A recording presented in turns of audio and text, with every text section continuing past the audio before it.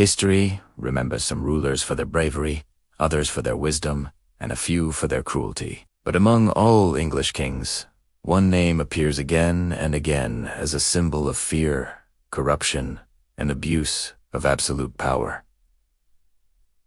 King John Lackland. John, the youngest son of Henry II and the brother of the famous Richard the Lionheart, was never meant to rule. Even his nickname, Lackland, meant he was a prince with no territory of his own. But fate and a long chain of political accidents pushed him toward the throne. So, how did this landless prince become one of the most hated figures in British history? A man so despised that no English monarch has ever named their son John since. Well, his story is a wild ride of family betrayal, catastrophic wars, and a rebellion that would change the world forever. John's early life was spent in the shadow of his larger-than-life family, the Plantagenets. His father, Henry II, ruled a massive empire stretching from Scotland to the Pyrenees. His mother, Eleanor of Aquitaine, was one of the most powerful women in European history. And his brothers, they were all groomed for power. But John, the youngest of 8, was the afterthought. He was initially given no land, hence the nickname Lackland. Can you imagine being a prince with no inheritance? This lack of status seemed to fuel a deep-seated insecurity and a ruthless ambition that would define his entire life. His first real taste of power came when his father made him Lord of Ireland. It was a complete disaster. John, still a teenager, mocked the Irish lords for their long beards and traditional dress. He alienated them, failed to build alliances, and returned to England in disgrace. It was an early sign of his spectacular inability to win friends and influence people. But John was nothing if not opportunistic. While his famous brother, Richard the Lionheart, was off fighting in the Third Crusade, John saw his chance. He tried to seize the throne. He made alliances with Richard's enemies, spread rumors that his brother was dead, and attempted to take control of England. This is the origin of the classic villainous Prince John from the Robin Hood legends, the greedy, cowardly usurper. And honestly, the legends aren't that far off. When Richard finally returned, he forgave John, supposedly saying, "He is only a child who has had evil counselors." But the seed of mistrust had been sown. Then, the unthinkable happened. Richard the Lionheart, the great warrior king, died from a crossbow wound in France. Suddenly, John was king. The landless prince was now the ruler of the vast Angevin Empire. But his hold on power was shaky from the start. He had a rival claimant to the throne, his own nephew, Arthur of Brittany. What happened to young Arthur is one of history's great, dark mysteries. The historical accounts suggest John captured Arthur, and the boy was never seen again. Most historians believe John had him murdered, possibly with his own hands. It was a brutal act that cemented his reputation for cruelty and sent shockwaves across Europe. Losing his nephew was one thing, but John was about to lose something much, much bigger. His conflict with King Philip II of France was a masterclass in military and diplomatic failure. Through a combination of poor strategy, betrayal by his own barons, and a general lack of funds, John lost almost all of his family's ancestral lands in France. Normandy, Anjou, Mainol, Gun, the vast empire his father had built, crumbled in his hands. This catastrophic loss earned him a new, even less flattering nickname, John Soft. From Lackland to Softswood, John's nicknames tell a story of failure all on their own. So, he's lost a war, lost an empire, and now he needs money. A lot of money. How does he get it? By squeezing his own people dry. John became a master of extortion. He raised taxes to unprecedented levels. He exploited feudal laws to seize land and money from his barons. He sold off government offices to the highest bidder. If you were a baron who owed the crown money, John might take your castle or even hold your children hostage until you paid up. His methods were ruthless and created a deep well of resentment among the English nobility. He wasn't just seen as he was seen as a tyrant. But John didn't stop at upsetting his barons. He decided to pick a fight with one of the most powerful men in the world, the Pope. The dispute was over who should be the next Archbishop of Canterbury. John wanted his guy. Pope Innocent III wanted his. When John refused to back down, the Pope placed all of England under an interdict. This was a spiritual lockdown. Churches were closed, Mass couldn't be celebrated, and Christian burials were forbidden. For the deeply religious people of medieval England, This was terrifying. It meant their very souls were in peril. To make matters worse, the Pope then excommunicated John himself, effectively declaring him an enemy of God and inviting other Christian kings to invade England. Backed into a corner, John did a complete 180. He didn't just give in to the Pope. He went a step further and declared England a papal fiefdom, essentially making the Pope his feudal overlord. It was a humiliating surrender. He had alienated his barons, lost his empire, and now given away the sovereignty of his kingdom. He was at rock bottom. By 1215, the barons of England had had enough. They were tired of the crushing taxes, the arbitrary justice, and the national humiliation. They renounced their oaths to the king and marched on London.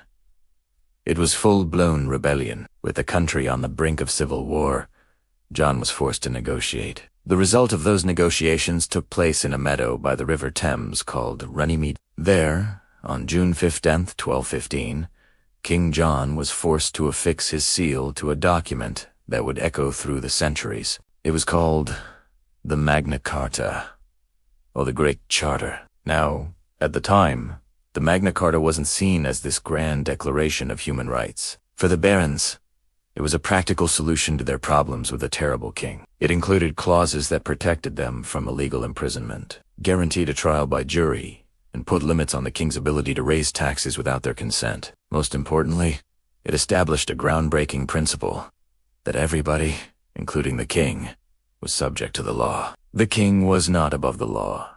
Of course, John had absolutely no intention of honoring it. As soon as the barons dispersed, he got the Pope to annul the charter and plunged England into a brutal civil war known as the First Barons' War. The barons were so desperate they even invited the Prince of France to invade and take the English throne. The country was tearing itself apart. In the midst of this chaos, John's reign came to an abrupt and rather undignified end. While campaigning in the east of England, he famously lost his entire baggage train, including the crown jewels stood at treacherous tides of an estuary called the Wa.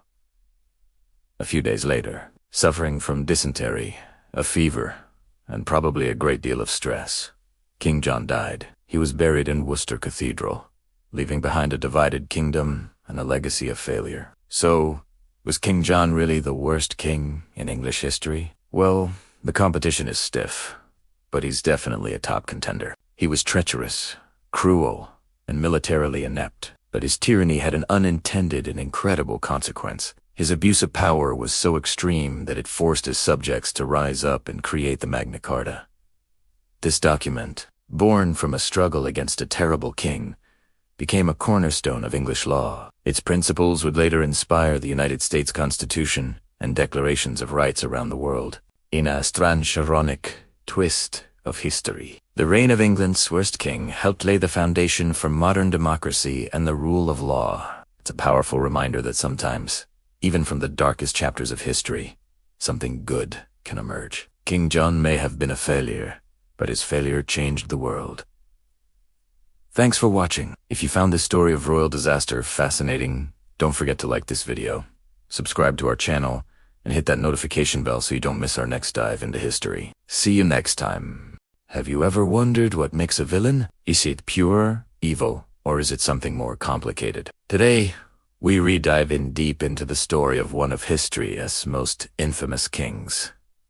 King John of England, the man behind the Magna Carta, the villain in the Robin Hood legends. But to understand his actions, we first need to understand the world that shaped him. A world of betrayal, ambition, and brutal family politics.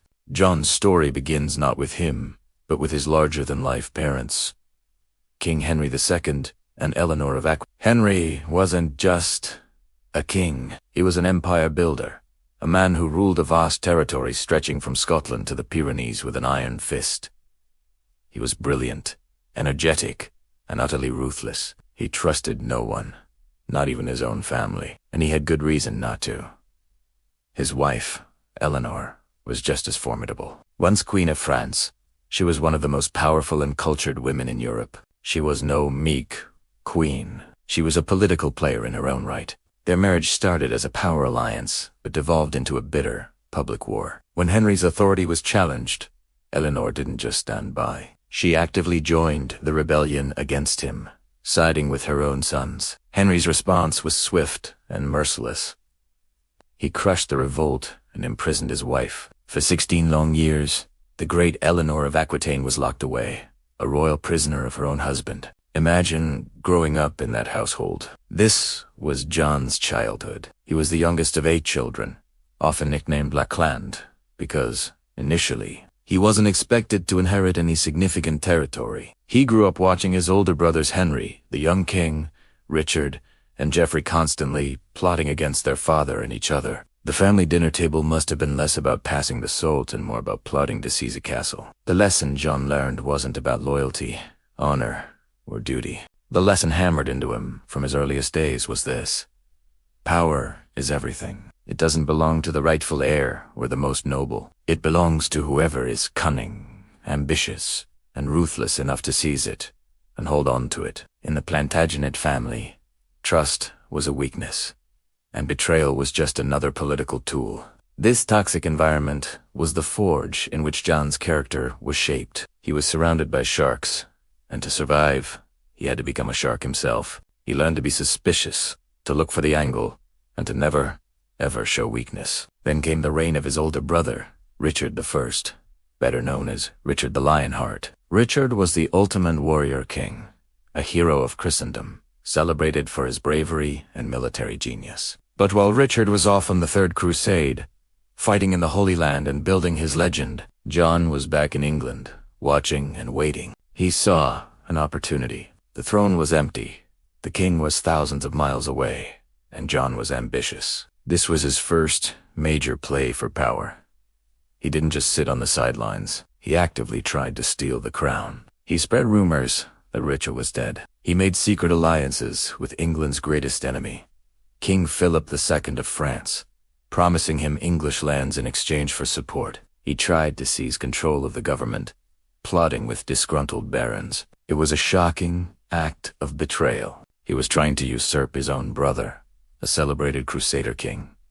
But his coup failed. Richard was very much alive, and news of his return sent John scrambling. When Richard finally made it back to England after being captured and held for ransom, he was surprisingly merciful. He forgave his younger brother, supposedly saying, "He is only a child who has had evil counselors."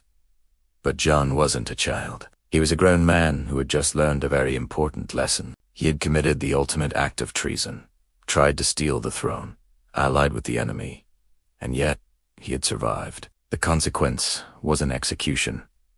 It was a slap on the wrist. The lesson: failure isn't fatal. You can aim for the ultimate prize, fail spectacularly, and still get another chance. This experience didn't teach him humility.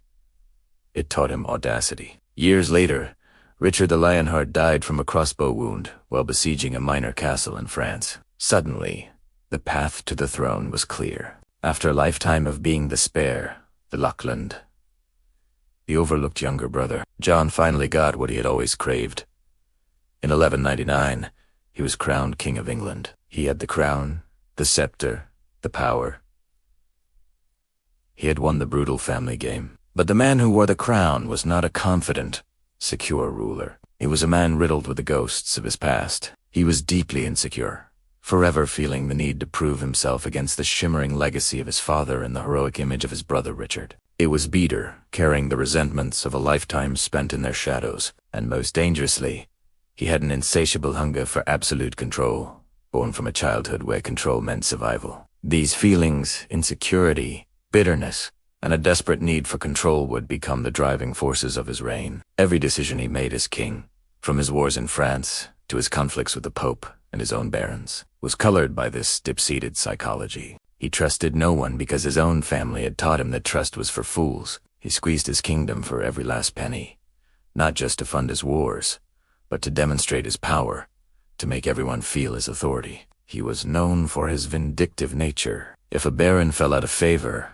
John wouldn't just punish him. He would seek to utterly destroy him and his entire family. Stories from the time tell of him starving the wife and son of a former favorite to death in a dungeon. Whether entirely true or not, these stories reflect the reputation he cultivated. A king you crossed at your own peril. His justice was arbitrary, his favor was fickle, and his anger was terrifying. This wasn't just a king making tough political choices. This was a man projecting his own inner demons onto an entire kingdom. His desperate attempt to reconquer his family's lost lands in France led to disastrous military campaigns and crippling taxes. His fight with the Pope led to England being placed under an interdict, meaning church services were forbidden for years. He alienated his own barons, the very men whose support he needed to rule, by treating them with suspicion and contempt. So when we look at the events that led to Magna Carta, the rebellion of the barons, the showdown at Runymedui, can't see it as a simple political dispute. It was the culmination of a lifetime. The barons weren't just rebelling against high taxes. They were rebelling against a king whose personal flaws had become a national crisis. They were fighting back against a tyrant who ruled through fear and intimidation, a man whose psychological baggage was dragging the entire country down. King John's story is a powerful reminder that history is made by people with all their flaws, fears, and desires. He wasn't a two-dimensional cartoon villain. He was a complex, damaged individual whose personality was forged in a crucible of family dysfunction and then unleashed upon a nation. The world that made John is the key to understanding the king he became and why, centuries later, his name is still synonymous with tyranny. Thanks for watching. If you found this deep dive into the psychology of a king interesting, make sure to like this video and subscribe to our channel for more stories that reveal the hidden human element behind the history. Let us know in the comments which historical figure you'd like us to analyze next. See you in the next video. Have you ever heard of a king so cruel, so cunning, that his favorite weapon wasn't a sword, but a threat whispered in the hallway? A king who understood that the quickest way to break a powerful man wasn't on the battlefield, but in his own home. Today, we're delving into the dark and manipulative world of King John of England, a monarch whose reign was so disastrous. He's often called one of the worst kings in history. But we're not just talking about lost wars or heavy taxes. We're uncovering a far more sinister strategy, a chilling method of control that targeted the most vulnerable members of noble families. Their women. This is the story of how King John turned family honor into a weapon and fear into an instrument of power. Let's set the scene. We're in medieval Europe, a time of brutal power plays. It was pretty standard for kings to deal with rebellious nobles by taking hostages, seizing their lands, or throwing them in a dungeon. These were the accepted rules of the game. A noble might lose a castle, but he could always rebuild it. He might lose an army, but he could raise a new one. These were material losses, setbacks that could be overcome with time and resources. But John, he played a different game. He understood something profound and terrifying about human nature. You can rebuild a fortress of stone, but you can't easily rebuild a family's honor once it has been shattered in public. So, what did he do? He twisted the common practice of taking hostages into something deeply personal and cruel. Instead of just demanding a noble's son as a hostage, which was typical, John specifically targeted the women of their families, their wives, their daughters, their sisters. He realized that these women were the heart of a noble family's reputation and legacy. In a society obsessed with lineage, purity, and social standing, the honor of its women was paramount. Any stain on their reputation was a stain on the entire family, a public humiliation that could never be fully erased. John weaponized this. He didn't always need to resort to physical violence, though that was certainly in his playbook. His real genius, if you can call it that, lay in psychological warfare. He used threats, forced marriages, and the sheer abuse of his royal authority to create a cloud of fear and shame that hung over the entire nobility. Imagine being a powerful baron, a man who commands his own knights and controls vast lands. You're used to dealing with threats head-on, but then a message arrives from the king. It doesn't demand your surrender or your castle. It summons your wife to court, or perhaps your teenage daughter. No reason is given. Just a royal command. What goes through your mind? The king's court was a viper's nest of gossip, political intrigue, and moral ambiguity. Sending your wife or daughter there, into the direct custody of a man known for his predatory nature, was a nightmare scenario. This was John's method, simple and brutally effective. If a noble dared to rebel, his female relatives would be summoned. If a baron refused to pay one of John's exorbitant new taxes, the king would demand that a noble woman from his family be placed under royal protection. which was essentially a gilded cage. If a political rival challenged him, John would retaliate not by attacking the man directly, but by threatening his family's social standing. The message was crystal clear to every noble in the land. Defy me, and I will not just break you, I will humiliate your family. I will tarnish the name you hold so dear. I will use the people you love most to bring you to your knees. This wasn't just about controlling his barons. It was about systematically dismantling their pride and their will to resist. The fear this created was insidious. It wasn't shouted from the castle walls. It was whispered in private chambers. It spread like a poison through the veins of the English aristocracy. Barons who might have bravely faced a royal army on the battlefield found themselves paralyzed by the thought of what could happen to their daughters at court. One of the most infamous examples of John's cruelty involves the family of William de Braose, who was once a favored courtier. When William fell out of favor and couldn't pay a massive debt, the king demanded. John's vengeance was swift and horrific. He didn't just go after William. He captured William's wife, Maud, and their eldest son. According to chroniclers, they were thrown into a dungeon at Windsor Castle and intentionally starved to death. The story of their fate sent a shockwave of terror through the nobility. This wasn't just punishment. It was a public spectacle of unimaginable cruelty. It was a message to everyone.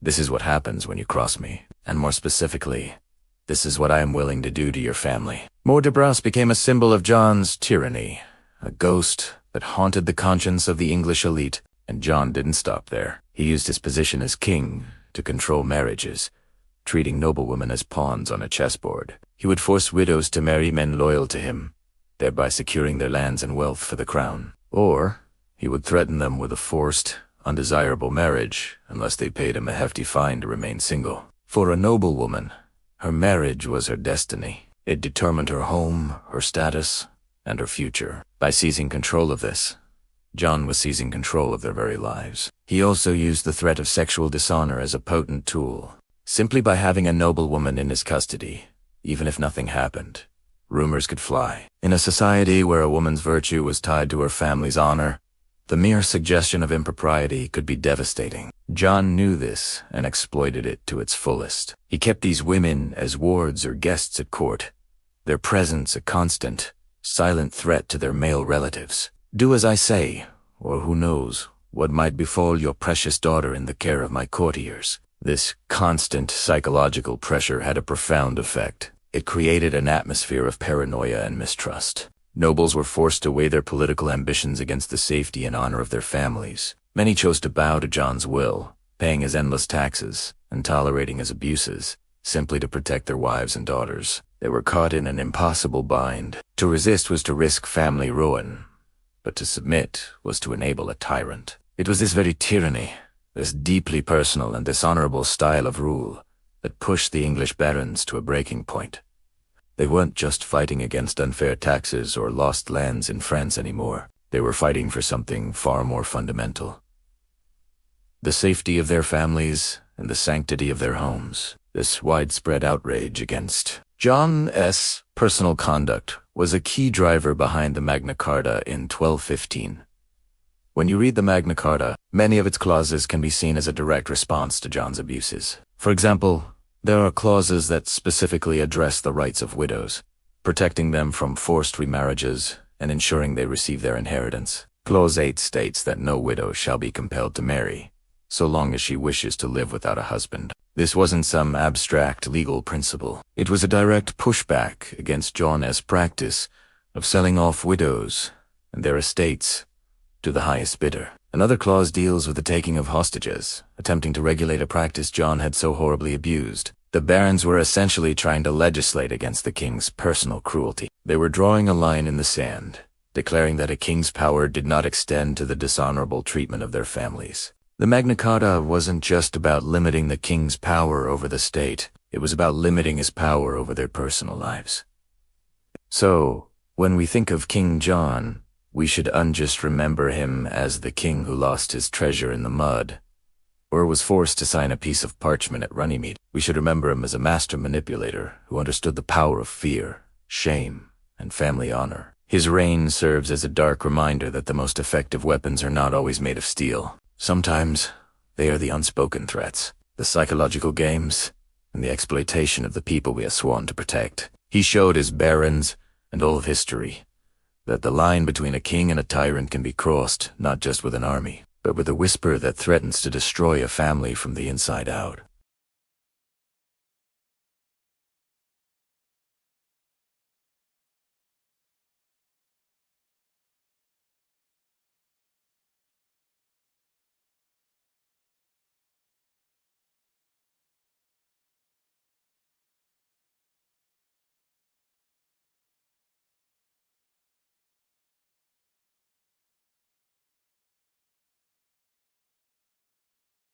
Have you ever heard of a king who didn't fight with swords or armies, but with secrets and shame? Let's talk about one of the most notorious kings in English history, King John. Forget everything you think you know from Robin Hood. The real story is darker, more twisted, and reveals a truly cunning and cruel mind. Across medieval Europe, it was pretty standard for kings to keep their powerful nobles in line. If a duke or a baron stepped out of line, the king might take their lands, demand a hefty fine, or even take a son as a hostage to ensure good behavior. These were the accepted rules of the game, a political language everyone understood but King John. John didn't just play the game. He rewrote the rules to suit his own sadistic style. He found a loophole, a vulnerability that was far more devastating than seizing a castle. He targeted the women. John had a chillingly accurate understanding of the medieval mindset. He knew that a powerful lord could lose a battle, surrender a fortress, or pay a massive fine and still bounce back. Armies could be rebuilt, castles could be reclaimed, and political alliances could be forged anew. Wealth and power could ebb and flow. But there was one thing that, once shattered, could never truly be repaired: a family's honor. And in the rigidly patriarchal society of the 13th century, a family's honor was inextricably linked to the reputation and purity of its women. This is where John's cruelty became intensely personal. He didn't always need to resort to outright physical violence, though he wasn't above it. His preferred weapons were psychological. Threats, intimidation, public humiliation, and the terrifying abuse of his royal power. He turned the very structure of their society, the codes of chivalry and honor they lived by, against them. Imagine this scenario. You're a powerful baron, considering joining a rebellion against the king's crippling taxes. You have soldiers, you have allies, you have a fortified castle. You feel strong. Then a royal messenger arrives. It's not a declaration of war. It's a summons, not for you, but for your wife, or perhaps your unmarried teenage daughter. They are to come to court, to be guests of the king. The message is unspoken but crystal clear. Your family is now in his hands. What happens to them depends entirely on your next move. This wasn't just a one-off tactic. It was John's standard operating procedure. If a noble refused one of his endless demands for money, John wouldn't just send bailiffs. He might demand that the noble's wife be handed over to royal custody as a ward. This put her in a terrifyingly vulnerable position, completely at the king's mercy, far from the protection of her family. The implication alone was enough to break most men's resolve. Think about the sheer terror this would inspire. The royal court was supposed to be the center of civilization and order, but under John, it became a gilded cage, a theater for his power plays. A noblewoman summoned to court wouldn't know her fate. Would she be held indefinitely? Would she be forcibly married off to one of John's low-born cronies? A marriage designed to deliberately shame her entire family? Would she be subjected to public insults and private threats? The uncertainty was a form of torture in itself. John was a master of social warfare. If a baron posed a political threat, John would counter with a social one aimed directly at the man's family. He weaponized gossip, shame, and the constant, nagging fear of what could happen. He understood that while a man might risk his own life for a cause, he would think twice, or 3 times, before risking his wife's safety or his daughter's future. He was essentially holding their honor hostage. This created a pervasive atmosphere of fear that seeped into the very fabric of the English nobility. It wasn't the loud, clashing fear of the battlefield. It was a quiet, insidious dread discussed in hushed tones in private chambers. It was the fear a husband felt when he saw a royal messenger approaching his home. The fear a father felt when his daughter was praised a little too enthusiastically by the king. One of the most infamous examples of this, involves the de Braose family. William de Braose was once a favorite of John's, but he fell out of favor, allegedly over a large debt he owed the crown. When John demanded William's son as a hostage, his wife, Maud, made a fatal mistake. In a moment of defiance, she declared she would not hand her child over to a king who had murdered his own nephew, a reference to the mysterious disappearance of Arthur of Brittany. John's revenge was swift and utterly horrific. He couldn't get his hands on William, who fled to France, so he went after his family. He captured Maud and her eldest son. Their fate became one of the most chilling stories of John's reign. According to chroniclers, they were thrown into a dungeon at either Windsor or Corfe Castle and deliberately starved to death. When the cell was finally opened, the guards found a truly gruesome scene. Maud, in her final, desperate moments, had reportedly gnawed on her own son's cheeks. The story, whether entirely accurate or not, sent a shockwave of horror through the aristocracy. This was the ultimate message from John defeat me, and I will not just defeat you. I will annihilate your family in the most agonizing way imaginable. I will destroy the very thing you hold most dear. He wasn't just punishing a political enemy. He was making a spectacle of their suffering to terrorize everyone else into submission. This pattern of targeting women was a key factor leading to the dramatic events of 1215 at Runnymede. When we think of Magna Carta, we often think of taxes and legal rights, but woven into the demands of the barons was a desperate plea to end this very specific type of royal tyranny. If you read the clauses of the Great Charter, you can see their fear. There are clauses dealing with the rights of widows, preventing them from being forced into marriage. There are clauses about the treatment of hostages and the proper guardianship of noble heirs and heirs. These weren't just abstract legal principles. Each one was a direct response to the abuses of King John. They were trying to build a legal wall around their families, to protect their wives and daughters from the predatory whims of their own king. Clause 58, for example, demands the immediate return of hostigas and charters, a direct reference to the sons, daughters, and relatives.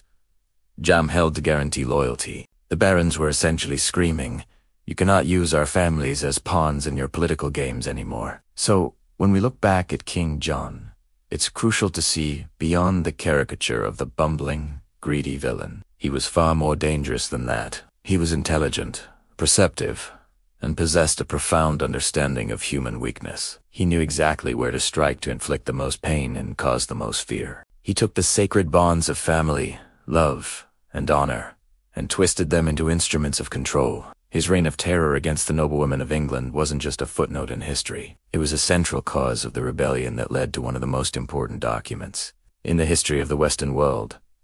Magna Carta wasn't just born from a dispute over taxes. It was born from the desperate need to protect the innocent from a king who knew no bounds. It's a stark reminder that sometimes the greatest battles aren't fought for land or gold, but for the safety of the ones we love. Thank you so much for watching. If you found this deep dive into the dark side of history interesting, please hit that like button and subscribe for more stories that you weren't taught in school. Let me know in the comments what you think about King John's tactics. See you next time. History is filled with kings and queens, but not all of them were benevolent rulers. Some were tyrants, some were incompetent, and some, like England's King John, turned their own court into a weapon. We often hear about his political failures, like losing Normandy or being forced to sign the Magna Carta. But the story of his reign is much darker and more personal than just lost battles and signed documents. It's a story about power, fear, and the systematic abuse of the very people who were supposed to be his closest allies.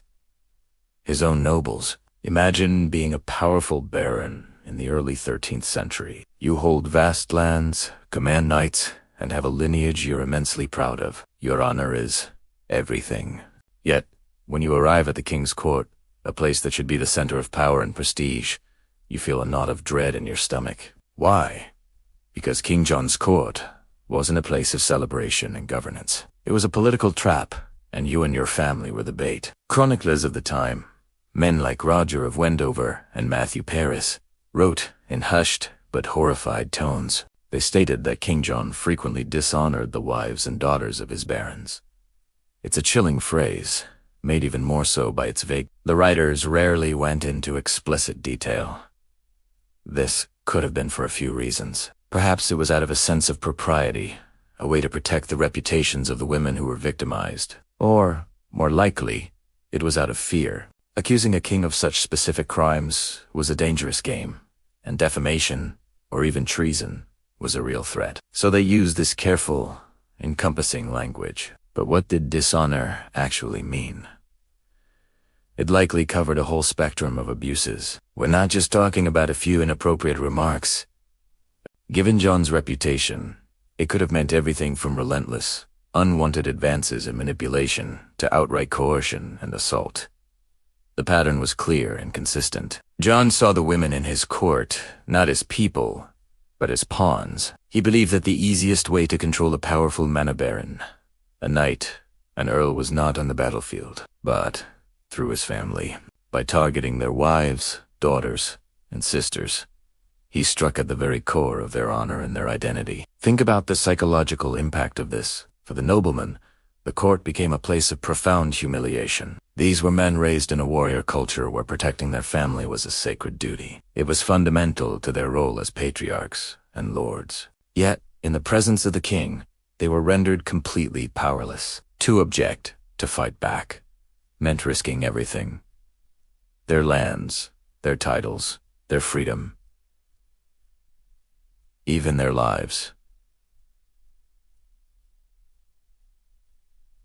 John was known for his vindictive nature. He would starve his enemies to death in his dungeons. So these powerful men were forced to stand by, silent and impotent, as the king leveraged his ultimate authority over their families. Their inability to protect their own kin in the king's own hall was a constant, grinding source of shame. And for the women, it's hard to even fathom the atmosphere of fear they must have endured. The royal court, which should have been the pinnacle of society, became a place of constant threat. Every invitation, every feast, every royal gathering was fraught with danger. They were trapped. Their presence was often required for political reasons, to show the family's loyalty. But attending meant putting themselves in the path of a predatory king. They were caught in an impossible situation, used as tools of humiliation against their own husbands and fathers. Their personal safety was sacrificed for the king's political games. This wasn't just random cruelty. It was a calculated strategy. It was a form of psychological warfare. John understood that personal vulnerability was a powerful weapon. By attacking a nobleman's family, he wasn't just causing personal pain. He was demonstrating his absolute power in the most intimate way possible. He was sending a clear message. I can do anything I want to you and your family, and there's nothing you can do to stop me. Your honor, your legacy, your control, it all means nothing before my will. This created an environment of pervasive fear and mistrust. No one could feel secure. Alliances were fragile because everyone knew the king could shatter them with a personal attack. This strategy of using personal dishonor as a political tool was a major reason why the barons eventually rebelled against him. The Magna Carta is often presented as a document about taxes and legal rights, and it is. But when you read between the lines, you can feel the seething resentment of men pushed too far. Grievances like no free man shall be seized or imprisoned, or stripped of his rights or possessions were not just abstract legal principles. They were a direct response to John's tyrannical behavior, his habit of seizing hostages, and his abuse of power. The clauses protecting widows from forced remarriage were also likely a reaction to the way John treated the women of his court. The rebellion that led to the Magna Carta wasn't just about money. It was about dignity. It was about barons reclaiming their right to protect their families and their honor. They were fighting back against a king who had turned the very heart of the kingdom into a place of personal danger and humiliation. John's fatal error was underestimating the breaking point of these powerful men. He thought he could control them through fear, by attacking what they held most dear. But in doing so, he united them against him. He gave them a common cause that was deeply personal and impossible to ignore. The story of King John's court is a stark reminder that the abuse of power often takes a very personal form. It's not always about armies and laws. Sometimes it's about the fear in a crowded room, the whispered threat, and the deliberate erosion of a person's sense of safety and honor. It shows how a single ruler's character can corrupt an entire system, turning symbols of prestige into instruments of oppression. The legacy of King John isn't just one of a failed king, but of a man who ruled through personal terror, leaving a trail of broken trust and shattered honor that ultimately led to his own downfall. Thanks for watching. And if you found this piece of dark history interesting, be sure to like and subscribe for more. History loves a good villain, right? And when it comes to medieval English kings, few wear the black hat better than King John. You know him. The baddie from the Robin Hood stories, the king who was forced to sign the Magna Carta. But the reality of John's reign was even darker than the legends suggest. Today, we re-diving into one of the most chilling aspects of his rule. His use of women as pawns in a ruthless game of power. In the Middle Ages, taking hostages was just part of the political playbook. If a powerful lord rebelled, a king might take his son or a close relative to ensure good behavior. It was a cold, calculated transaction. But John took this standard practice and twisted it into something far more personal and cruel. He didn't just want leverage over his enemies. He wanted to crush their spirit. And he discovered the most effective way to do that was by targeting the women in their lives. Let's set the scene. It's the early 13th century. England is a pressure cooker of political tension. John is constantly at odds with his powerful barons. They resent his high taxes, his lost wars in France, and his tyrannical style. Rebellion is always simmering just beneath the surface. To keep these powerful men in line, John needed an iron grip, and his grip often closed around their wives, daughters, and mothers. Take the story of the de Braose family. William de Braose was once one of John's closest allies, a powerful marcher lord. But they had a massive falling out, likely over money. John claimed William owed him. As the conflict escalated, John demanded William's son as a hostage. William's wife, Maud de Braose, was a famously outspoken and fiery woman. In a moment of defiance, she declared she would not hand over her son to a king who had murdered his own nephew. A not-so-subtle reference to the mysterious disappearance of Prince Arthur. This was a fatal mistake. John's fury was legendary. He launched a relentless campaign against the de Braose family. William fled to France. But John captured Maud and her eldest son, also named William. What happened next is the stuff of nightmares. According to historical chroniclers, John had them locked away in a castle, either Windsor or Corfe, and deliberately starved them to death. It was a message, sent in the most brutal way imaginable. Defy me, and I will not just destroy you. I will make your loved ones suffer in ways you can't even imagine. The de Braose case was extreme, but it was part of a wider pattern. John systematically used female hostages to control his restless nobility. These weren't just political prisoners. They were strategic assets. Sometimes, they were the young, unmarried daughters of barons. Holding a daughter hostage gave John immense power. Not only did it ensure the father's loyalty, but it also gave John control over the girl's future marriage. In a world where marriage alliances were the bedrock of power, this was a huge strategic advantage. John could reward a loyal follower by granting him a hostess wife, or he could prevent a rival from forming a dangerous alliance. These girls' lives were put on hold, their futures dictated entirely by the king's whims. It wasn't just daughters. John also targeted the wives of his barons. Imagine the psychological torment. A man is trying to decide whether to stand up for his rights and join a rebellion, but he knows that if he does, his wife will be at the king's mercy. She would be imprisoned, her lands confiscated, her safety entirely dependent on the goodwill of a notoriously untrustworthy and vindictive monarch. For many, this was too high a price to pay. It was a brutally effective way to neutralize potential opposition before it could even begin. One of the most cynical uses of this tactic involved widows. In medieval England, a wealthy widow was a major prize. She controlled her late husband's lands and fortune, making her a very powerful figure in her own right. John saw these women as cash cows and chess pieces. He would often take prominent widows into his custody, which was really just a polite term for imprisonment. He would then essentially sell their hand in marriage to the highest bidder. Men would pay the crown enormous sums for the right to marry a wealthy widow and gain control of her estates. The woman herself had no say in the matter. Her grief, her personal wishes, her future none of it mattered. She was simply a commodity to be traded for the king's financial and political gain. One of the most infamous examples is Isabella of Gloucester, John's own first wife. He had their marriage annulled on the grounds that they were too closely related, but he kept her as his ward. Why? Because she was one of the wealthiest heiresses in England. He kept her under lock and key, dangling the prospect of marrying her in front of his ambitious barons. Eventually, he gave her to the Earl of Essex in exchange for a staggering sum of money and political support. Isabella's life was a testament to how John viewed powerful women, not as people, but as assets to be controlled and exploited. Life for these female hostages was precarious and terrifying. They were held in royal castles, like the imposing Tower of London or the remote and forbidding Corfe Castle in Dorset. While they weren't necessarily thrown into dungeons, were afforded a degree of comfort befitting their noble state, as they were prisoners nonetheless. Their correspondence was monitored, their visitors were restricted, and their freedom was gone. They lived in constant uncertainty, never knowing when or if they would be released. Their fate was tied directly to the political fortunes of their male relatives and the volatile temper of the king. The psychological impact must have been immense.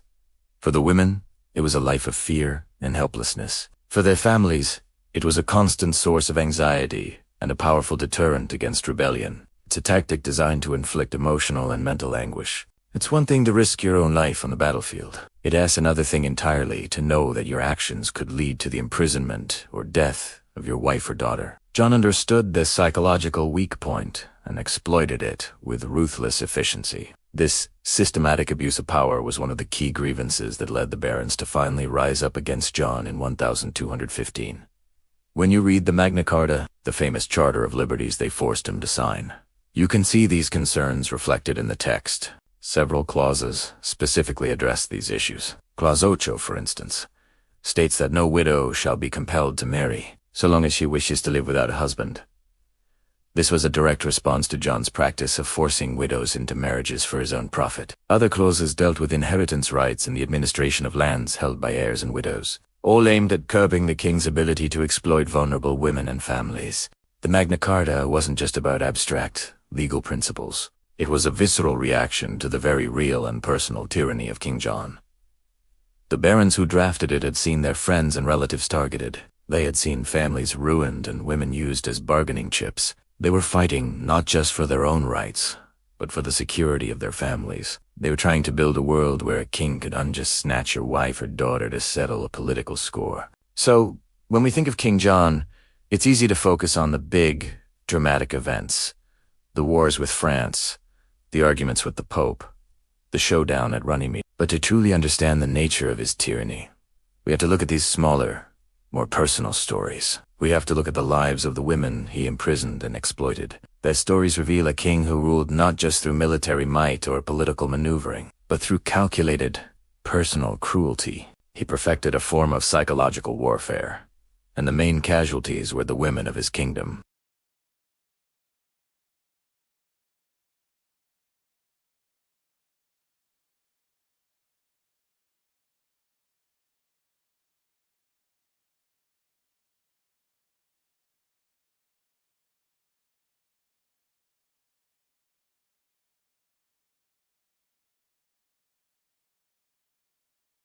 Imagine England in the early 1200s, a land ruled by one of its most infamous kings, King John.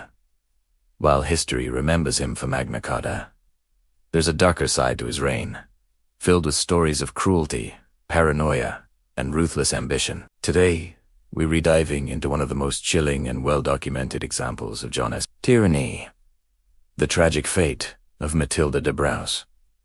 Who was Matilda de Braose? She wasn't just any noblewoman. She was the matriarch of one of the most powerful and influential families in the kingdom. Her husband, Lord William de Braose, was a marcher lord, controlling vast lands along the Welsh border. He was a close ally of the king, a man who had fought alongside Richard the Lionheart and had been richly rewarded by John himself. The de Braose family was the epitome of success and loyalty. They had everything: wealth, power, and the king's favor. Or, so it seemed. But in King John's court, favor was a fleeting and dangerous thing. John was notoriously insecure and deeply suspicious of his barons. He lived in constant fear of betrayal and conspiracy. To secure his power, he employed a tactic that became one of his trademarks: demanding hostages. He would take the sons and daughters of powerful nobles and keep them at his court, essentially as human collateral. It was a brutal but effective way to ensure loyalty.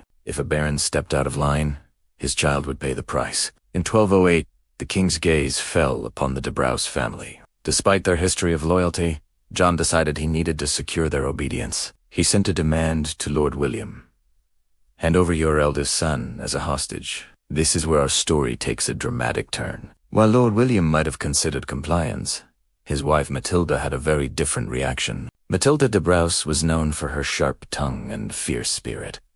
She was not a woman to be trifled with. When the king's messengers arrive, she didn't just refuse the demand, she did so publicly and with a scathing indictment of the king's character. According to the chronicler Roger of Wendover, her words were sharp and unforgettable. She declared that she would not deliver her children to a king who had murdered his own nephew. She was referring, of course, to the mysterious disappearance and presumed murder of Arthur of Brittany, John's young nephew and a rival claimant to the throne. It was a rumor that haunted John's reign, a dark secret everyone whispered, but no one dared say aloud. Matilda said it. Her defiant statement, "He cannot be trusted with our children," was more than just a refusal. It was a direct, public accusation against the king himself. It was an unforgivable insult. In the paranoid world of King John, such an open challenge could not go unpunished. News of Matilda's defiance spread like wildfire through the noble courts. It was a stunning act of bravery, but also a fatal miscalculation. Matilda had underestimated the depths of John's rage. For the king, this was not just insubordination. It was a personal attack on his honor and authority. He became obsessed with destroying the de Braose family. The king's retribution was swift and merciless. First, he targeted their wealth. John declared Lord William a traitor and ordered the confiscation of all the de Braose family's vast estates and castles in both England and Wales.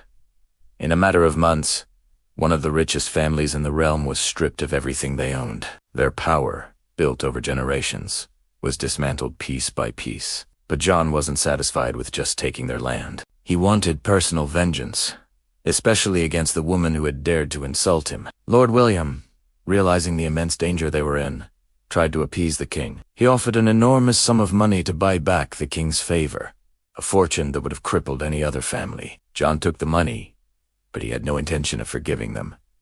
The hunt was on. William, Matilda, and their children became fugitives, fleeing for their lives. They first sought refuge in Ireland, but John's reach was long. The king personally led an expedition to Ireland in 1210, with one of his primary objectives being the capture of the de Braose family. William managed to escape to France, disguised as a beggar, hoping to find allies and continue the fight. But Matilda and her eldest son, also named William, were not so lucky. They were captured.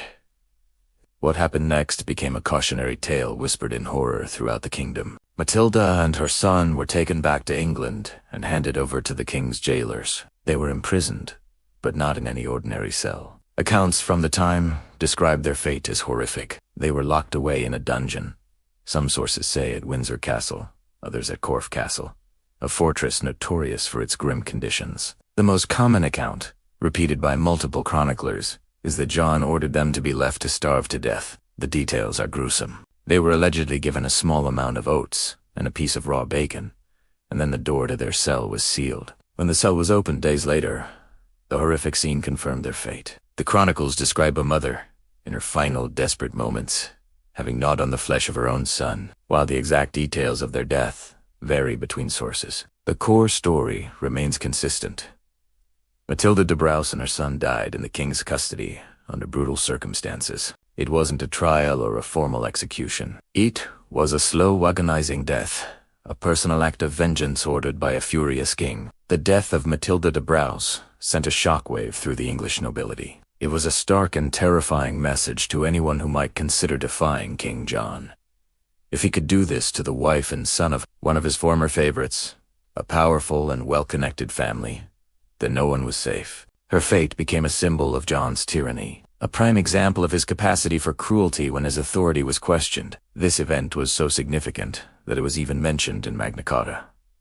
Clause 39, the famous clause that guarantees the right to a lawful judgment of one's peers, was written in part with the fate of Matilda de Braose in mind. The barons who forced John to sign that document were thinking of her. They were trying to ensure that no king could ever again imprison and kill nobles on a personal whim, without due process of law. Matilda's story is a powerful reminder that history is not just about grand battles and political treaties. It's also about personal tragedies and the human cost of unchecked power. She was a woman who spoke truth to power, who chose to protect her children over appeasing a dangerous king. Her defiance cost her everything, but her story lived on, becoming a catalyst for change and a permanent stain on the legacy of King John.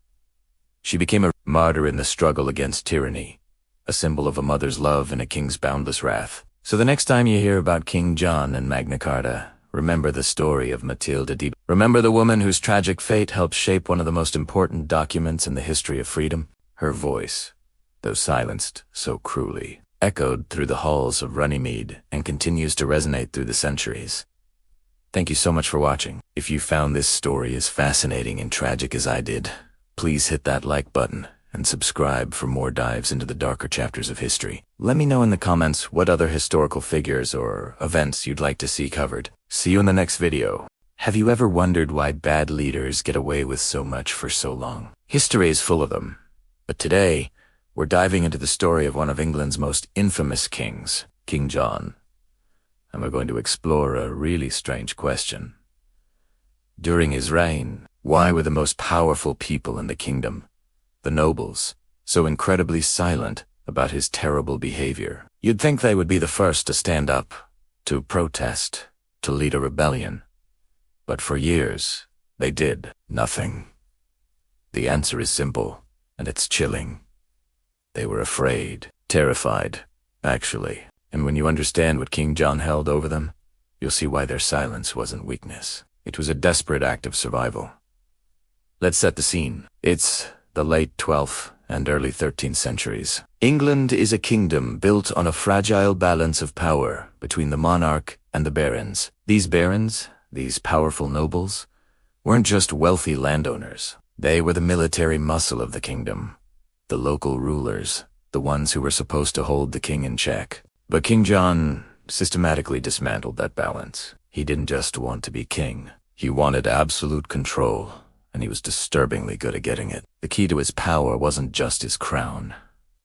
It was his mastery of fear. So, what exactly were the nobles so afraid of? Let's break it down, because John had his hands in every single aspect of their lives. First and foremost, he controlled the justice system. The courts were not independent. Bodies seeking truth, they were the king's courts.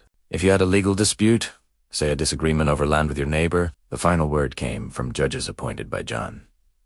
If you fell out of favor with the king, you could suddenly find yourself losing a lawsuit you should have easily won. Your land, your titles, your wealth all could be stripped away with the stroke of a royal pen, all under the guise of the law. Complaining about the king's personal misconduct, that's a quick way to find every legal judgment suddenly going against you. It was a perfect tool for keeping people in line. Next, and perhaps most obviously, he controlled the military.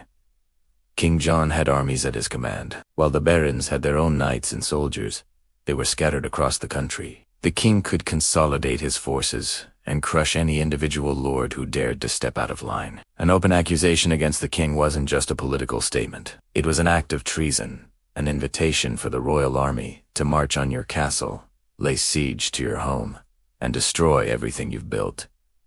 The threat wasn't subtle. It was the ever-present danger of annihilation. So when a noble heard a rumor about the king's latest outrage, he had to weigh his words against the very real possibility of his family as fortress being reduced to rubble. Most chose silence, but John's control went deeper into the most personal parts of a noble's life.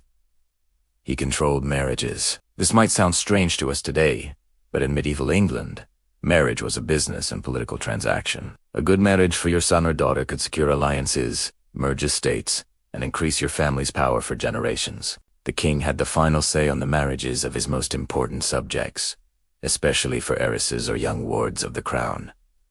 John used this power ruthlessly. He would sell the right to marry a wealthy widow or orphan to the highest bidder. He would force alliances through marriage or block them to weaken a family he disliked. If you wanted a prosperous future for your children, you needed the king's approval. Imagine being a father trying to arrange a suitable match for your daughter only to be told by the king that she would marry some brutal ally of his, or that you had to pay an exorbitant fee just for the right to choose her husband. The emotional and financial blackmail was immense. Then there was the matter of inheritance. When a nobleman died, his heir didn't just automatically take over. They had to pay a relief to the king to inherit their own father's lands. It It was essentially an inheritance tax, and under John, the price became whatever he felt like charging. He could demand astronomical sums, amounts so high that they would bankrupt the family. The new heir would be crushed by debt, forced to sell off lands, or borrow heavily from the king himself, putting them even further under his thumb. If you couldn't pay, the king could simply seize the lands for the crown. So, even in death, a noble's family was not saved from John's greed. Speaking out against the king could mean that upon your death, your son and your entire family legacy would be disinherited and left with nothing. They fear wasn't just for yourself, but for the future of your entire lineage. And this brings us to the darkest and most personal fear of all, the safety of their families. This is where the whispers and scandals come in. King John had a reputation. He was known to have a predatory interest in the wives and daughters of his barons. Now, records from this time are very careful. Chroniclers who wrote the history of the era knew that if they wrote something too explicitly critical of the king, they could face imprisonment or worse. So they used vague language. They would write about a king's uncontrolled passions or his licentious behavior. But the stories were there, passed in hushed tones in the halls of castles. One of the most famous examples involves a noble named Eustace de Vesey. The story goes that King John made unwelcome advances toward Eustace's wife. When Eustace found out, he was furious. He knew that directly confronting the king was suicide, so he allegedly smuggled a common woman into the king's bedchamber in place of his wife. Later, when John boasted to Eustace about his conquest, Eustace revealed the deception, humiliating the king. The result? Eustace had to flee for his life to Scotland, and his castle was seized by the king. This story, whether entirely true or not, illustrates the terrifying dilemma the nobles faced. If a noble heard the king was targeting his wife or daughter, what could he do? To openly accuse the king was to risk everything: his life, his lands, his title, and the very safety of the family he was trying to protect. His entire family could be declared outlaws. It was a trap with no good exit. So, the nobles stayed quiet. The scandals happened in whispers. The records are vague because the fear was real. Chroniclers chose their words with extreme care, writing between the lines for future generations to decipher. The silence of the nobility wasn't approval. It was the sound of fear echoing across a kingdom held hostage by its own ruler. It was the quiet calculation of men trying to protect their families from a predator who wore a crown. They knew he was wrong. They felt the injustice every day, but the price of speaking up was simply too high. This suffocating atmosphere of fear couldn't last forever. Of course, eventually, the pressure built up to a breaking point. The constant financial demands, the legal abuses, the personal humiliations all became too much to bear. When a group of barons finally did band together, unified by their shared grievances, it wasn't just a rebellion. It was an explosion of pent-up anger and frustration that had been simmering for years under a lid of fear. This explosion led directly to one of the most important documents in the history of the Western world, the Magna Carta. The Magna Carta of 1215 wasn't some high-minded philosophical treatise on freedom. It was a direct response to King John's specific abuses of power. When you read its clauses, you can see the nobles' fears written into law. There are clauses about limiting the king's ability to charge exorbitant inheritance fees. There are clauses about ensuring justice in the courts, preventing seizure of property without due process. There's even a famous clause, Clause 39, which states that no free man shall be seized or imprisoned, or stripped of his rights or possessions, except by the lawful judgment of his equals or by the law of the land.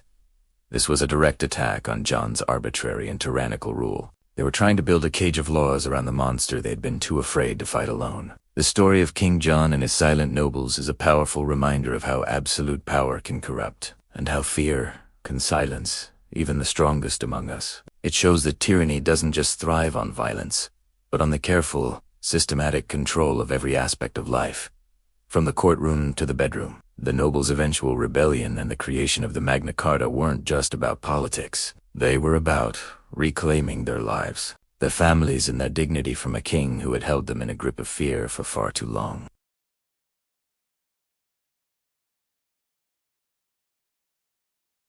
And when that limit is reached, the demand for justice can change the world.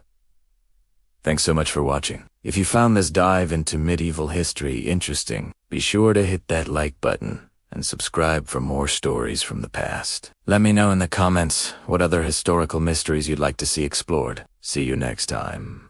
Have you ever wondered what happens when a king goes too far? When the people he's supposed to protect are pushed to their absolute limit? Today, we're diving into a story of rebellion, power, and a document that changed the world forever. This is the story of the Magna Carta.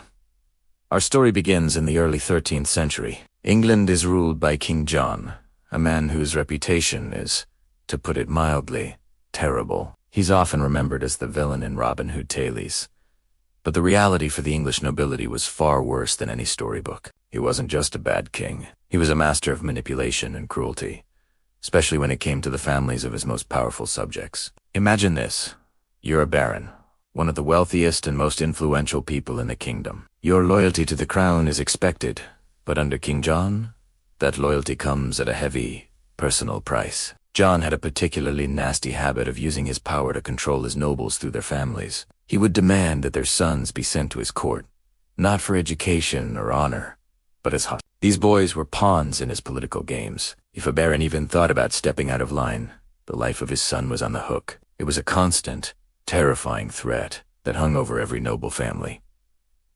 But it didn't stop there. John also targeted the women of the nobility. Widows, who held significant land and wealth, were especially vulnerable. Normally, a widow had the right to choose whether she wanted to remarry, but John saw them as cash cows. He would force them to marry men of his choosing, often to his foreign favorites, or demand exorbitant fees for them to buy back their right to remain single. Daughters of noble houses were treated no better, married off to the highest bidder or to men loyal only to the king, to consolidate his own power. He was essentially auctioning off their futures. This wasn't just about power.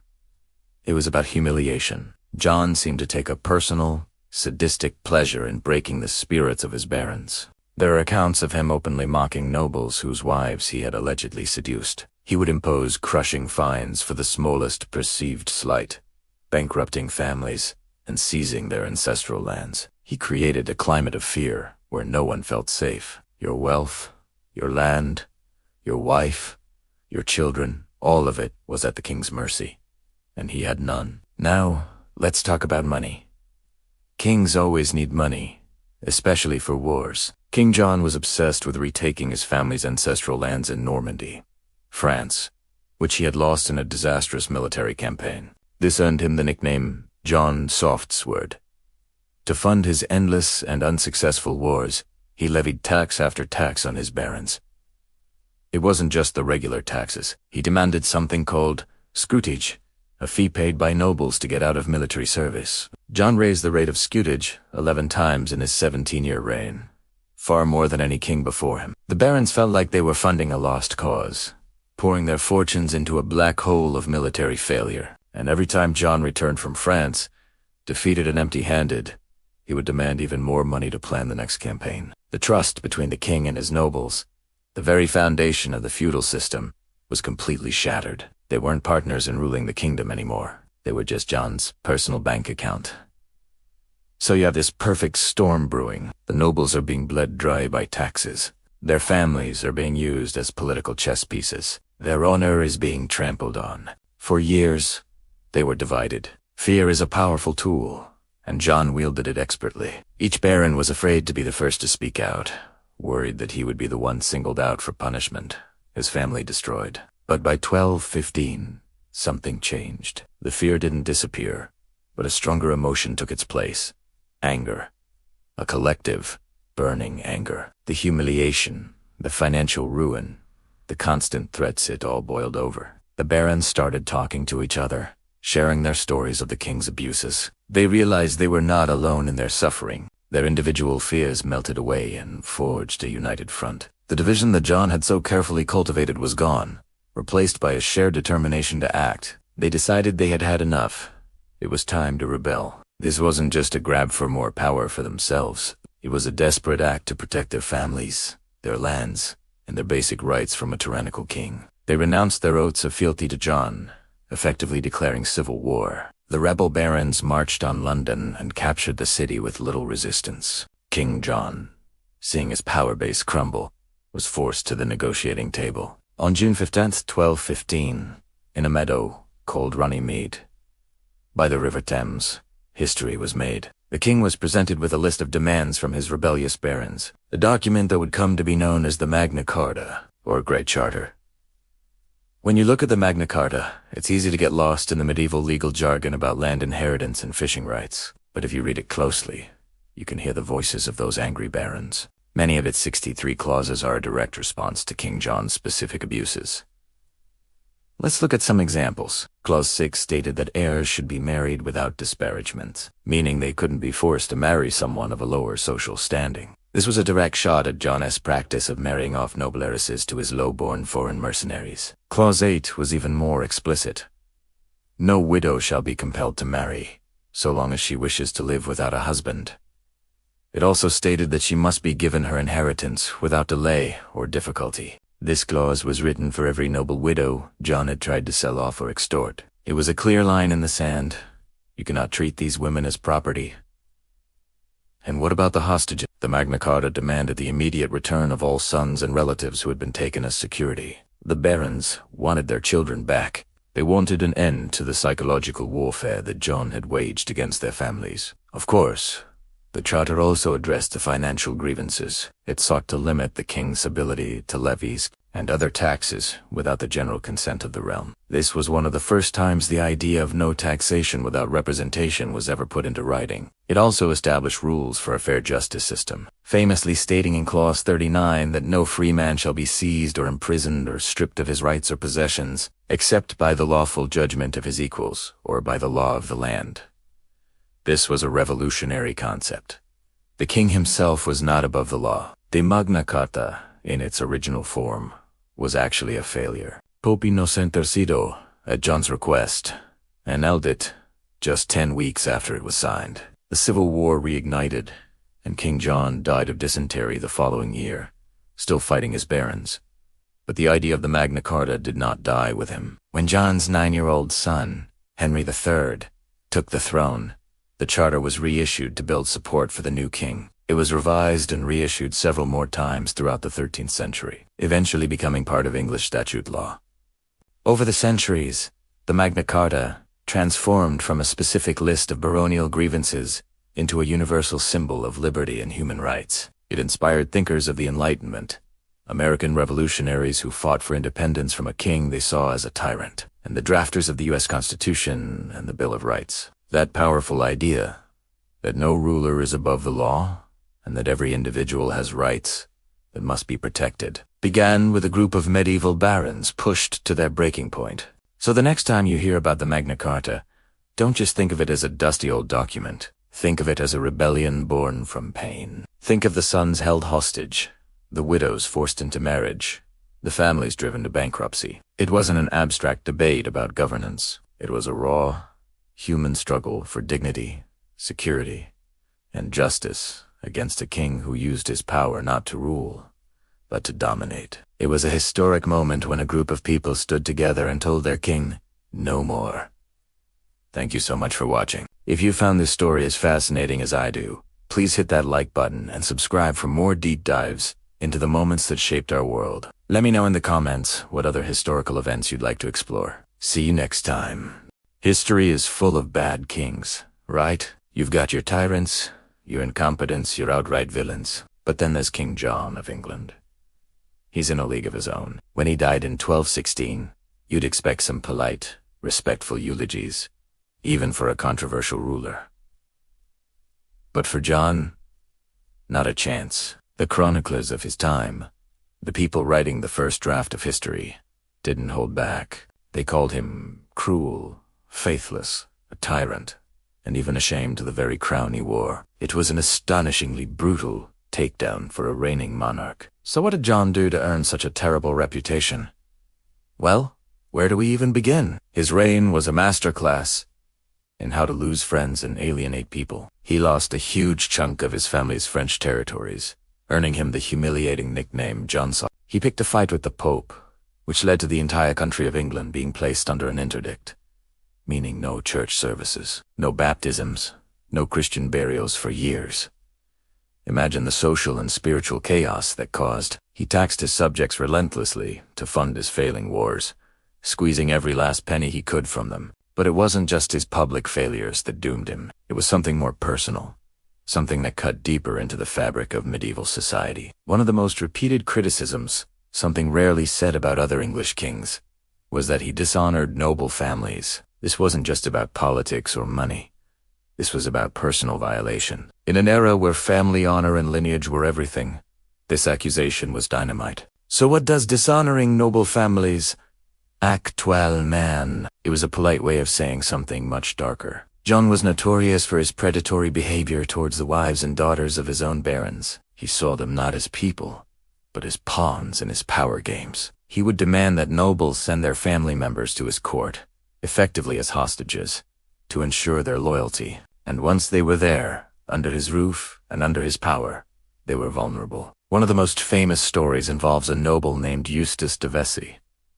The story goes that the king made advances on Eustace's wife. Being a clever and brave woman, she arranged for a common woman to take her place in the king's bed in the dark. The next day, John boasted to Eustace about his conquest, only for Eustace to reveal the deception. You can imagine the fury and humiliation on both sides. This wasn't just a personal insult. It was a direct challenge to the baron's authority and honor in his own household. For Eustace de Vesey, and many others like him, this was the final straw. It turned a political dispute into a deeply personal vendetta. This behavior created an atmosphere of fear and resentment. The barons, the most powerful men in the kingdom, felt that their families were unsafe from their own king. He wasn't just a bad ruler. He was a predator who broke the most fundamental social contracts. Loyalty is a two-way street. The king was supposed to protect his nobles, and in return they would be loyal to him. John shattered that bond. He used his private power to abuse and humiliate the very people he needed to rule effectively. This constant pattern of personal abuse, on top of his military and political blunders, is what ultimately led to the legendary showdown at Runnymede in 1215. The barons were just fighting for abstract principles of liberty. Many were fighting for their family's safety and honor. They had had enough. They cornered him and forced him to sign one of the most important documents in history.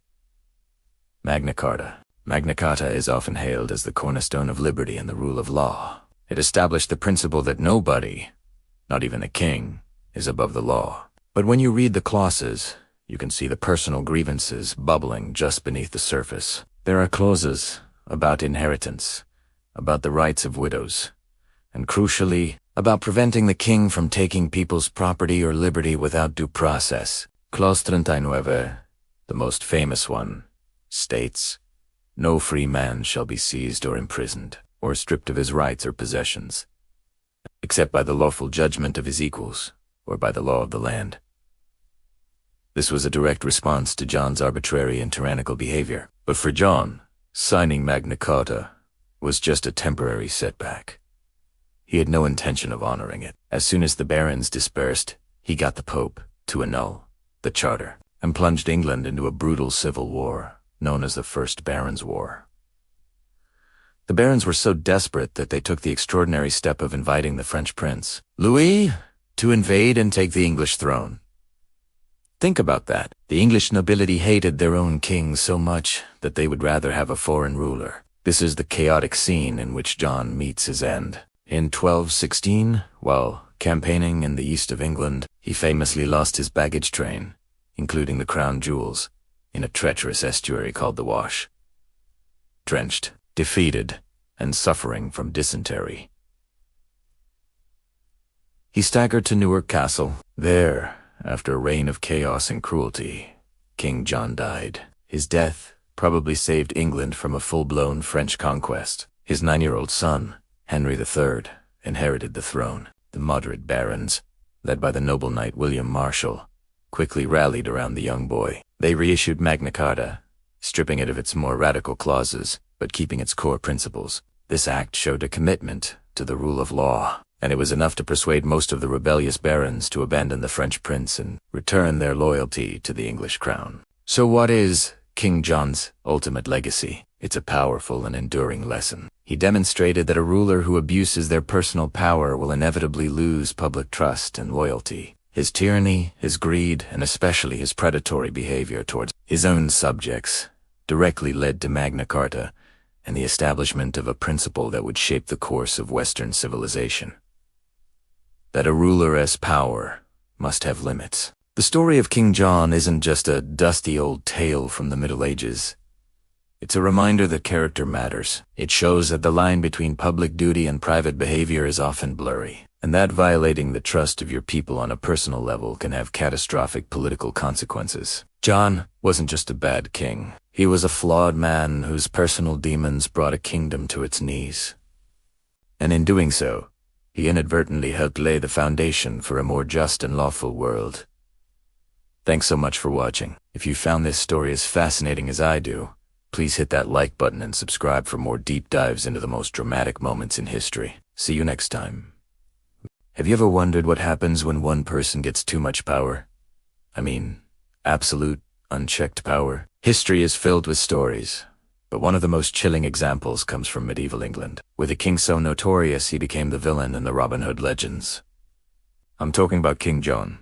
Now, this isn't just a dusty old tale of castles and knights. It's a gripping, real-life lesson about how power, when concentrated in the hands of one person, can become a terrifying weapon.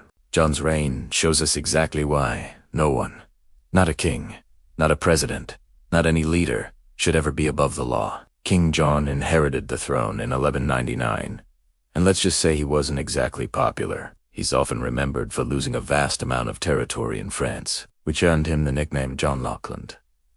But his failures on the battlefield were just the beginning. The real story, the one that truly reveals his character, is how he ruled at home, how he controlled the most powerful people in his kingdom. The barons. These weren't just random citizens. They were wealthy, influential landowners with their own armies. Yet, John managed to bend them to his will using a cocktail of fear, manipulation, and sheer ruthlessness. One of his most effective tools was something we can all understand.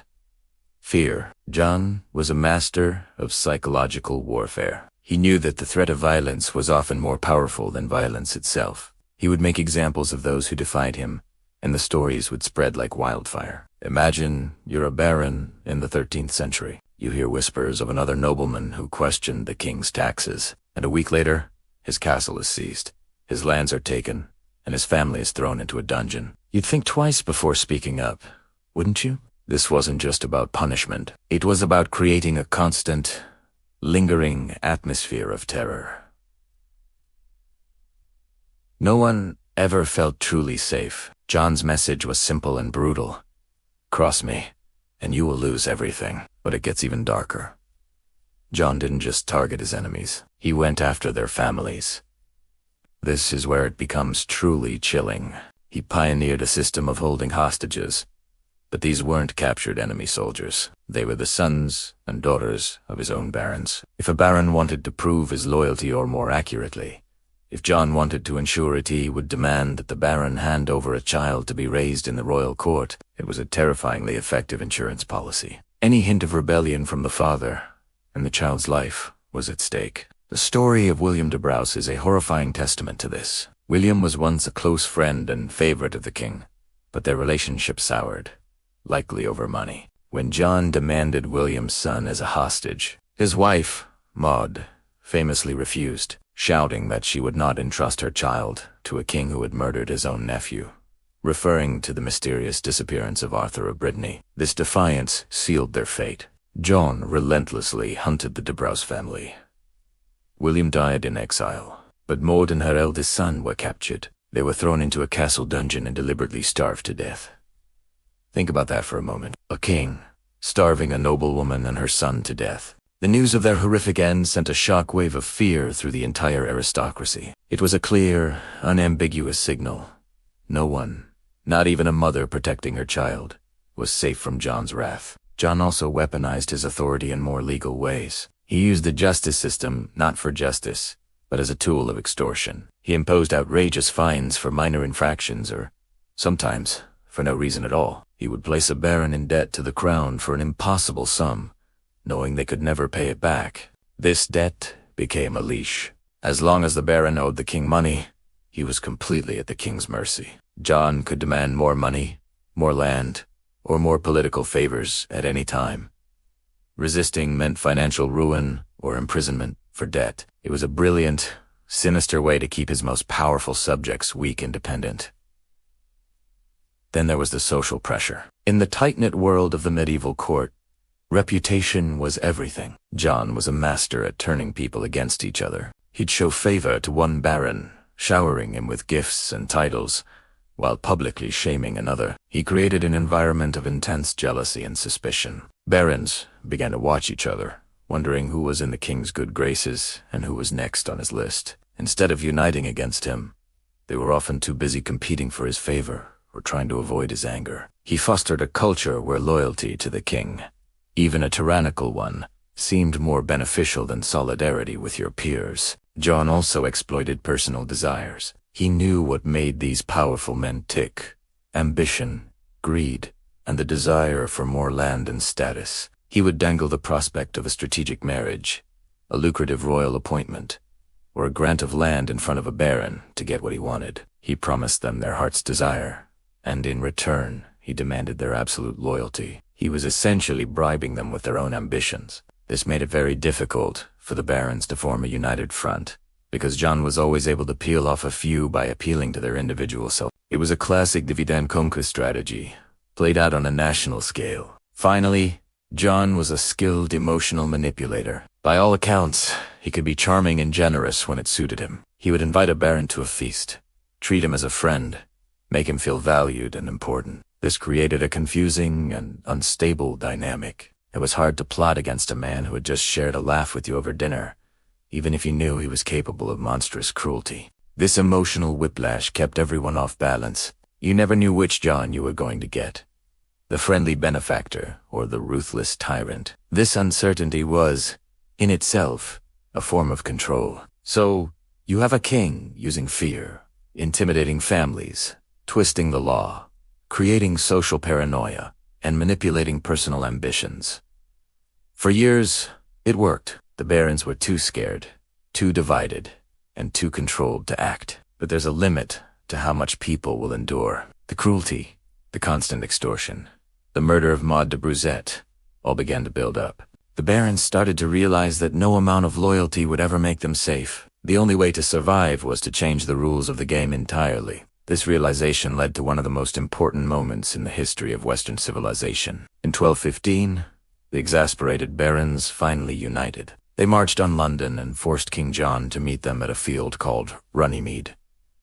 There, they presented him with a document that would fundamentally change the relationship between the ruler and the ruled forever. It was called the Magna Carta, or the Great Charter. The Magna Carta wasn't about overthrowing the king. It was about limiting his power.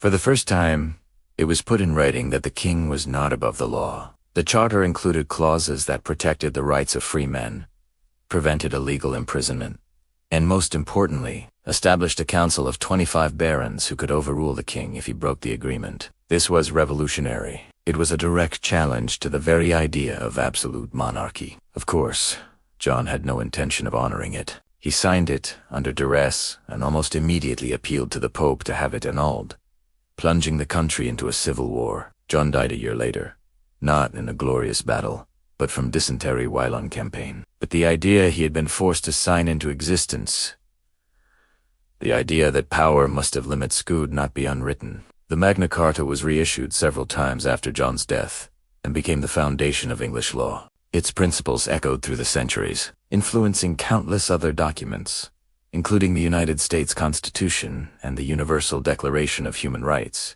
The story of King John and the Magna Carta is so much more than just a medieval drama.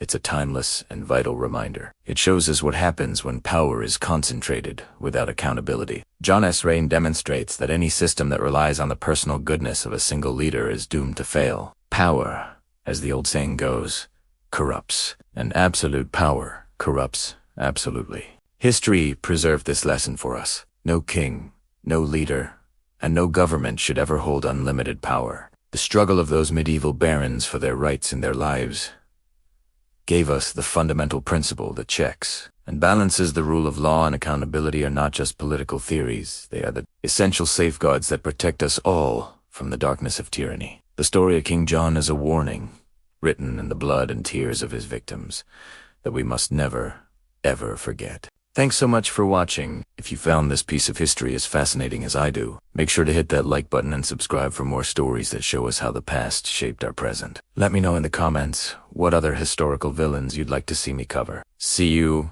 next time.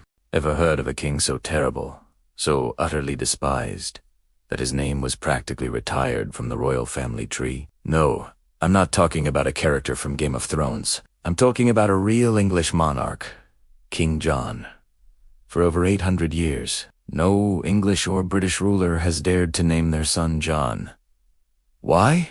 Because the original was just that bad. King John, often called John Lackland, wasn't a king remembered for glorious victories or magnificent castles. Instead, he's etched into history as a symbol of tyranny, a ruler who governed through fear, greed, and breathtaking cruelty. His story isn't one of heroic deeds, but of a man who managed to alienate everyone: the nobility, the church, the common people, and even his own family. How did one man become one of the most hated kings in English history? Let's dive into the disastrous reign of King John. To understand John, you have to understand where he came from. He was the youngest son of the formidable Henry II and the brilliant Eleanor of Aquitaine. Being the baby of the family in a royal household wasn't a great position. His older brothers Henry, Richard, and Geoffrey were all given lands and titles to rule. John, he got nothing. His father famously nicknamed him Lackland because there was literally no land left for him. This early slight seems to have planted a seed of resentment and insecurity that would grow into a forest of paranoia and ambition. From the very beginning, John was scheming. While his most famous brother, Richard the Lionheart, was off fighting in the Third Crusade, John tried to seize the English throne. He made alliances with England's enemies, spread rumors that Richard was dead, and attempted a full-blown coup. It was a miserable failure. When Richard eventually returned, he surprisingly forgave his younger brother, supposedly saying, "He is only a child who has had evil counselors." But this child had shown his true colors.